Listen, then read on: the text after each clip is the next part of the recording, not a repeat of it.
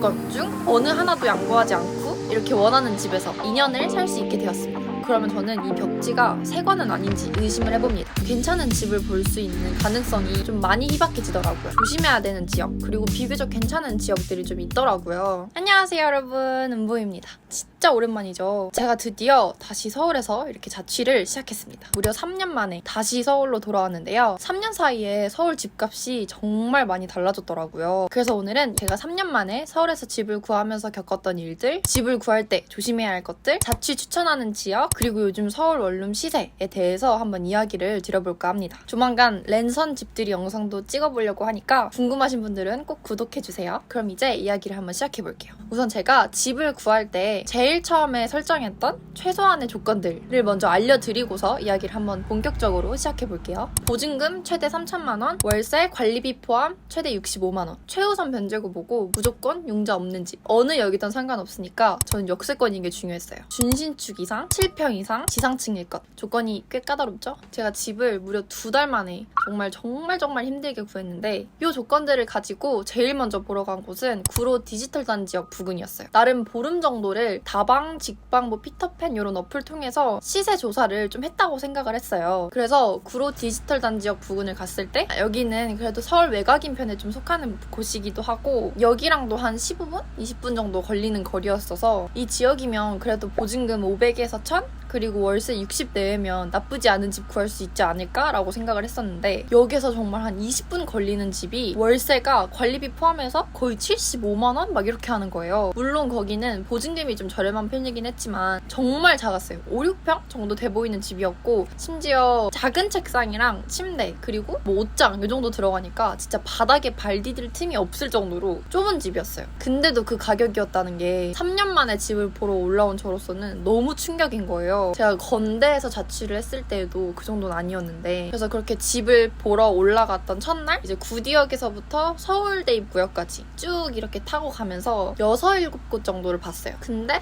뭐 집 상태나 크기, 위치, 가격 이런 게 크게 다를 게 없는 거예요. 저는 심지어 신림 인근 서울대 입구역쯤이면 시세가 좀 비교적 저렴할 거라고 생각을 하고 갔는데 너무 비싸다 보니까 다른 데는 더 비싸겠지 하는 마음에 그날 거의 좌절하다시피 집을 봤었어요. 그래도 서울대 입구역에서 보증금이 한 1000인가 2000인가? 월세가 65 정도 됐던 구축 오피스텔 하나가 그나마 좀 나아서 울며 겨자 먹기로 그날 제가 어떻게 계약을 하려고 했었는데 계약을 하려고 보니까 거기가 무슨 증축을 한 곳이어서 등기에 올라있지라는 집이라 전입신고가 안 되는 곳이었던 거예요. 저는 전입신고가 안 되는 집에는 정말 들어갈 생각이 1도 없었기 때문에 바로 그 집도 패스를 했었습니다. 그렇게 한 2, 3일 정도를 더 돌아다녔던 것 같아요. 강동, 강북, 미아 이런 데 다 보다가 제가 그때 2주 정도 뒤에 서울에서 일을 시작하기로 했었어요. 근데 이게 아무리 돌아다녀 봐도 남원에서 서울에 올라와가지고 하루 이틀 친구 집에서 자면서 이 짧은 시간 안에 내가 정해둔 예산 안에서 좋은 집을 절대 구할 수가 없을 것 같다는 생각이 팍 들더라고요. 그래도 한번 계약하면 2년은 살아야 되는데 2년이나 살 집을 이렇게 급하게 구해선 안 되겠다 싶어서 결단을 내리고 2개월, 적어도 2개월 안에는 내가 살 수 있는 이런 편안한 집, 내 조건에 맞는 집을 구하겠다라는 마인드로 용산에 있는 쉐어하우스에 들어갔습니다. 사실 근데 쉐어하우스라고 하면 절약하려고 들어간다고 많이들 생각하시잖아요. 저는 쉐어를 알아볼 때 정말 다 필요 없고 제일 중요한 게 치안이었어요. 치안이 괜찮았던 곳이라는 전제 하에 제 기준에선 정말 최소한의 요건만 갖춰진 쉐어 1인실 월세가 63만 원이었어요. 확실히 저렴하진 않죠, 이것도. 쉐어하우스 잘 맞는다고 하는 사람들은 그래도 또 잘 살던데 저는 너무 불편하더라고요. 제가 들어간 곳은 그래도 좀 규모가 큰 쉐어하우스였어서 화장실도 4-5개 있고 샤워할 수 있는 공간도 많고 해가지고 비교적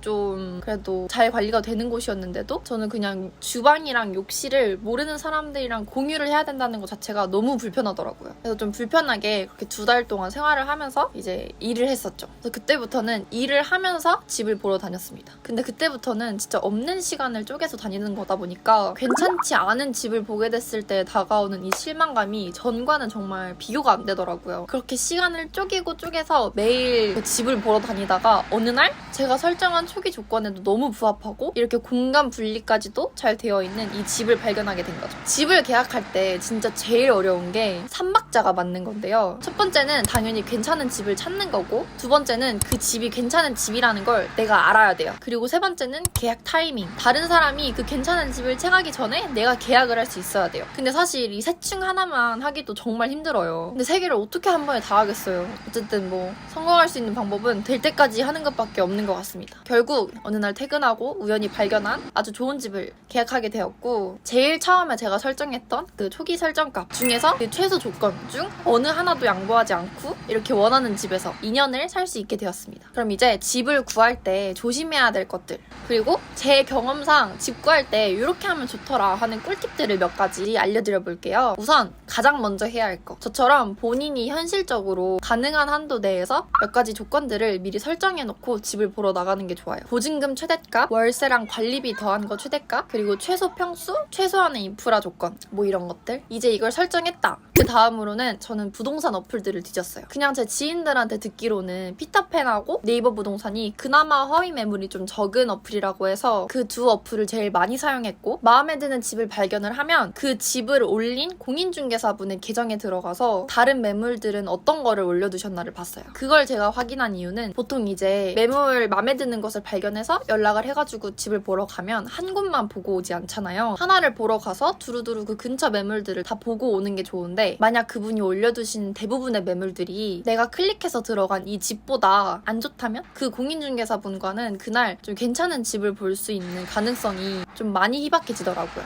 만약 반대로 내가 마음에 들었던 집과 다른 매물들의 상태가 좀 비슷하다 혹은 좀 더 좋다 하면 그날 가가지고 이제 한 번에 또 괜찮은 매물들을 많이 보고 올 수 있는 가능성이 높아지는 거죠. 저는 이런 식으로 연락을 해가지고 그래도 한 번 가면 최소한 3-4곳은 보고 왔던 것 같아요. 지금 계약한 이 집도 어플에서 발견한 집이 아니라 다른 집 문의를 드렸다가 제 조건을 보고 공인중개사분께서 추천을 해주신 집이었어요. 그리고 이제 집을 보러 왔다. 저는 사실 집을 좀 되게 빠르게 간단하게 보는 편이에요. 제일 중요한 거 첫 번째, 저는 곰팡이 냄새를 맡아보고요. 벽지, 수압, 공과금, 창밖, 융자. 얘네는 중요도 순위가 아니라 다 중요해서 그냥 제가 무조건 보는 것들이에요. 첫 번째, 곰팡이 냄새를 본다고 말씀드렸는데요. 이 곰팡이라는 고질병을 가진 집들은 아무리 벽지를 바꾸고 당일날 열심히 청소를 해도 절대 그 꿉꿉한 냄새가 사라지지 않아요. 그래서 저는 집을 보러 가면 복도에서부터 코를 킁킁거립니다. 너무 강한 디퓨저 향 같은 게 나도 의심해볼 필요가 있고, 꿉꿉한 냄새가 만약에 복도에서부터 난다 그러면 진짜 무조건이에요. 그리고 저는 집 안에 있는 이 벽지 있잖아요. 벽지의 상태로 좀 많은 걸 봅니다. 딱 들어섰는데 벽지에 곰팡이가 쓸어있다 그럼 뭐 말할 것도 없고요. 반대로 꿉꿉한 향은 나는데 벽지가 깨끗하다 그러면 저는 이 벽지가 새 거는 아닌지 의심을 해봅니다. 제 기준에서 제일 안전한 건 적당히 사용감 있는 벽지에 꿉꿉한 향이 나지 않는 집이에요. 그럼 그 집은 벽지에 누수 흔적이나 곰팡이 흔적을 지울 필요가 없었는 채로 몇 년간 유지가 됐었다는 뜻이니까요. 그리고 수압은 많이들 아실 텐데 싱크대 물을 틀어놓고 변기물을 내리면서 세면대 물을 틀어놓는 거예요. 다른 집들이 물을 많이 쓰는 시간대에도 우리 집 물이 잘 나올까를 체크해볼 수 있는 방법이에요. 공과금도 저는 반드시 체크를 해보는 부분 중 하나인데요. 뭐 물론 쓴 대로 나온다고들 하시지만 유독 가스비나 이런 게 많이 나오는 집들이 있어요. 방안이 안 된다던가 하는 게 그 이유가 되겠죠? 그리고 직장인분들 대부분이 밤에 집을 보러 가시잖아요. 그럼 밤에 집을 보러 가면 또 창문 밖으로 뭐가 보이는지 알 수가 없어요. 그거 신경 안 쓰고 계약했다가 낮에 왔는데 이제 창밖에 바로 다른 집 베란다가 있으면 너무 불편하잖아요. 그래서 낮에 찍은 창밖 사진을 보여달라고 하시거나 혹은 이후에라도 보내달라고 하신 다음에 결정을 하시는 걸 추천드립니다. 그리고 융자. 사실 이 부분에 대해서 자세히 이야기를 해보자면 그것만으로도 영상이 한 편 나올 거예요. 제가 설정했던 보증금 최대 금액은 최우선 변제가 가능한 금액 내였어서 저는 그거에 맞게 또 이것저것 따져봤었는데요. 이 부분은 그냥 무조건 집을 구하시기 전에 반드시 유튜브나 뭐 다른 매체들을 통해서 꼼꼼하게 공부를 해보고 집을 구하시기를 추천드립니다. 전세뿐만 아니라 요즘 월세 보증금 사기도 많다는 사실 아시죠? 그리고 개인적으로 제가 자취 추천하는 지역, 사실 이것도 제가 집을 하도 많이 보러 다녔다 보니까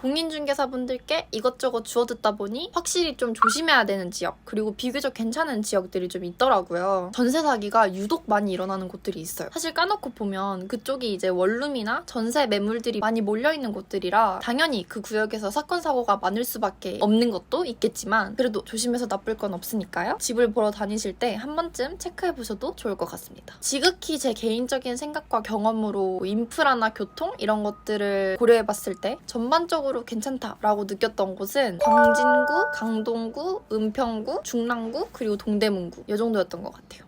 그리고 서울 원룸 시세. 제가 3년 전에도 서울에서 자취를 했었잖아요. 저는 불편하면 바로 이사를 다니는 스타일이라서 2년간 한 그래도 새 집에 살았던 것 같아요. 적어도 그때보다는 지금 10에서 한 30만 원 정도 오르지 않았나. 왜냐하면 정말 이 정도는 아니었거든요. 진짜 딱 옷장, 뭐 침대, 요 책상 여기다가 소파까지 놓고 싶다. 그러면 저는 적어도 7평 이상은 돼야 된다고 보는데 지상 측에 준신축 이상을 바란다고 하시면 적어도 보증금 3천에 관리비 제외하고 월세 6, 70만 원 정도는 잡아야 하는 것 같더라고요. 근데 만약에 여기서 1.5룸에서 2룸을 바란다. 바로 80, 90 막 이렇게 월세가 뛰더라고요. 참고로 저는 집을 정말 잘 구한 케이스입니다. 어쨌든 요거는 다 제 개인적인 경험을 토대로 말씀을 드리는 부분이니 아닌데? 저거 아닌데 내가 봤을 땐 아니었는데? 라는 생각이 들거나 다른 정보를 아는 분들이 계시다면 댓글로 공유해주세요. 자, 이렇게 제가 오늘 서울에서 집 구하기에 대한 이야기를 해봤어요. 아마 제가 해드린 이야기들만으로는 분명 풀리지 않는 궁금증들이 있으신 분들이 계실 거예요. 제가 최대한 아는 선에서는 정말 최대한으로 최선을 다해서 답글을 달아드려 볼 테니까 혹시나 지금 집을 구하는 문제로 지난달에 저처럼 너무 힘들어하고 계시는 분들이 계시다면 꼭 댓글 혹은 인스타그램으로 저한테 질문을 주셨으면 좋겠습니다. 조만간 집 꾸미기 영상 그리고 집들이 영상 또 올려볼 예정이니까 궁금하신 분들은 꼭 구독 눌러주세요. 그럼 다음 영상에서 뵙겠습니다. 안녕!